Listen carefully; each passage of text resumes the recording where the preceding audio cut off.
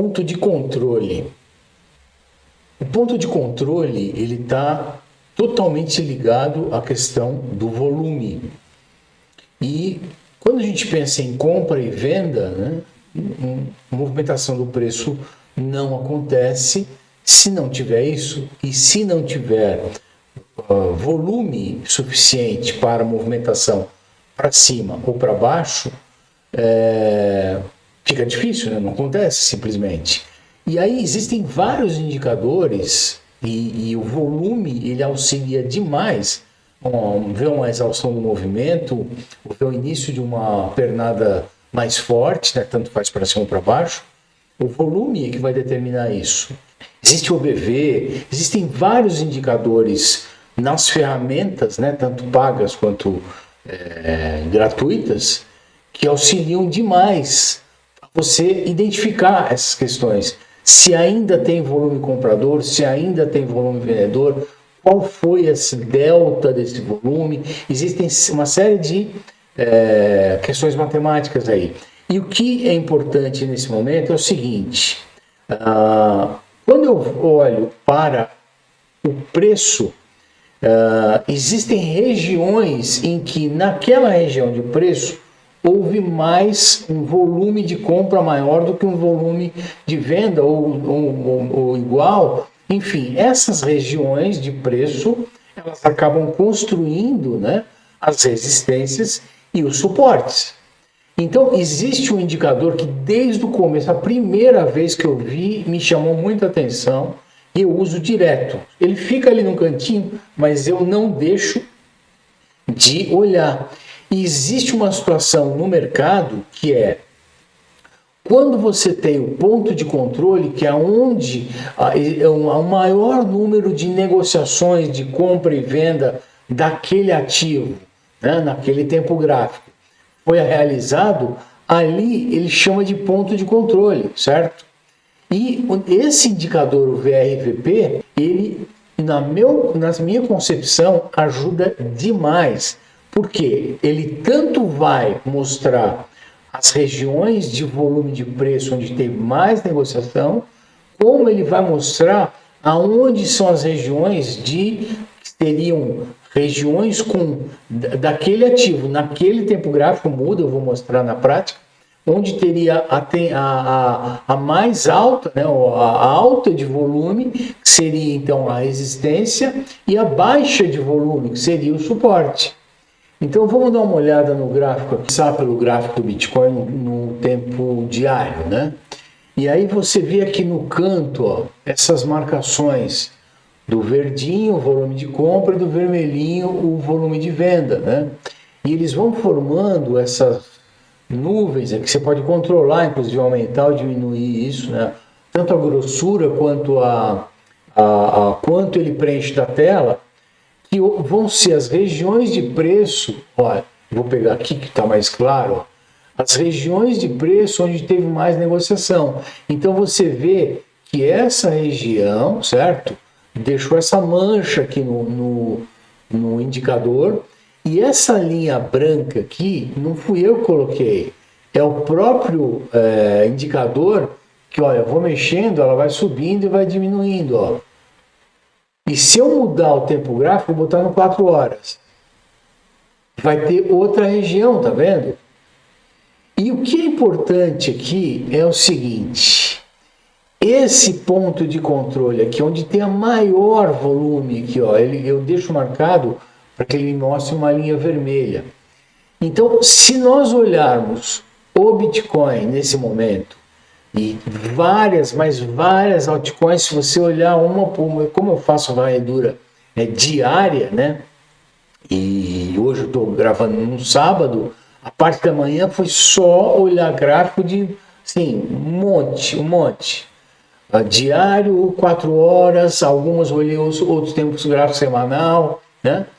E porque eu estou esperando o semanal amanhã fechar, que teoricamente vai me definir uma movimentação mais forte, e aonde traduz isso? Justamente aqui, ó, no ponto de controle. Olha só como o preço está parado aqui nessa região. Eu vou para um tempo gráfico maior, ele vai ter um ponto de controle em outro pedaço. Mas no 4 horas, por exemplo, ó, o ponto de controle está exatamente em 67,648. Quer dizer, enquanto não definir essa região para onde ele vai, o preço não anda. A gente não vai ter uma movimentação com tendência, né? Se eu coloco no 8 horas, olha lá, a mesma coisa. Vou baixar isso aqui. A mesma coisa, ó. O ponto de controle está exatamente aqui. Olha essa nuvem formada aqui mostrando onde está tendo negociação de preço. E as resistências e suportes, né? Ele chama lá, deixa eu ver se eu abro o indicador. Ele tem H, que seria o volume na alta, né? Alt high, e tem o VAL, que é volume na baixa. Eu deixo isso aqui setado, não poderia não setar. E ele tem o POC, tá certo? E você pode, inclusive, colocar outras informações, médias que vão mostrar, ó, não sei se está dando para ver aqui, que está bem clarinho, né? Vê aqui, ó. Ele tem outras informações aqui, ó, que inclusive quem usa VWAP, né, é mais ou menos por aqui, tá certo? É onde está tendo as regiões de volume. E se eu mexo o gráfico, eu mexo o tempo gráfico, ele vai mudar. Quer dizer, naquele momento, para aquela posição do gráfico, para aquele tempo gráfico, houve uma movimentação do preço maior ou menor, compra-venda, que definiu aquela volume no máximo, né, que seria considerado uma resistência, e o volume no mínimo, que seria considerado seria uma região de suporte. Então isso ajuda demais, mas demais, porque tanto para você, vou botar aqui numa hora, por exemplo, né?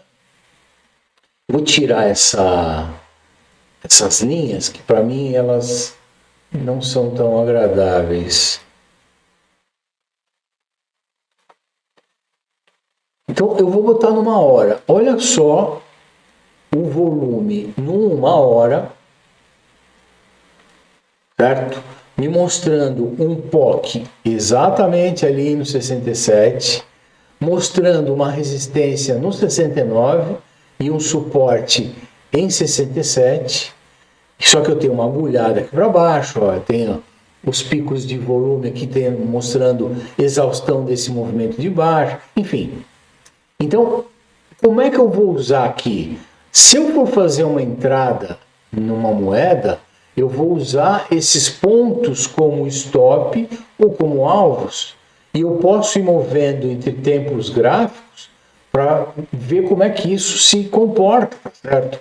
Aonde vai estar no 4 horas, olha lá, no 4 horas já foi para 70 mil e 61. Aonde vai ter, se você quiser fazer um swing trade, vou ter que respeitar essas regiões, tá certo? Se eu for fazer no 12 horas, ele vai me colocar no 70,400 e no 62,100. Então ele muda entre tempos gráficos aonde são as regiões onde teve mais volume de negociação do preço. Mas o POC, o ponto de controle, praticamente ele não muda. Só no gráfico diário é que ele vai jogar esse POC lá para baixo. Porém, que na verdade, né, é aonde teve mais negociação de preço. E mais negociação de preço foi nessa faixa dos 42. Então, ainda esse volume aqui, ó, não é superior a esse daqui. Mas se você botar aqui, ó, a ponta desse movimento aqui, ó, a ponta aqui é justamente, eu vou colocar uma linha aqui, é justamente, ó, eu vou colocar aqui, tá certo? Tem essa linha de tendência, vou voltar lá para 4 horas, olha só o que vai acontecer. O POC está exatamente lá, o ponto de controle está exatamente lá. Isso me ajuda demais. Eu quero pegar uma moeda que não tem, eu vou pegar uma Joe aqui, ó. Então ele carregou o indicador, olha a Joe onde está, ponto de controle no 4 horas. Olha lá, trabalhando em cima do ponto de controle em 4 horas. Vou pegar uma outra qualquer aqui, sei lá, Edu.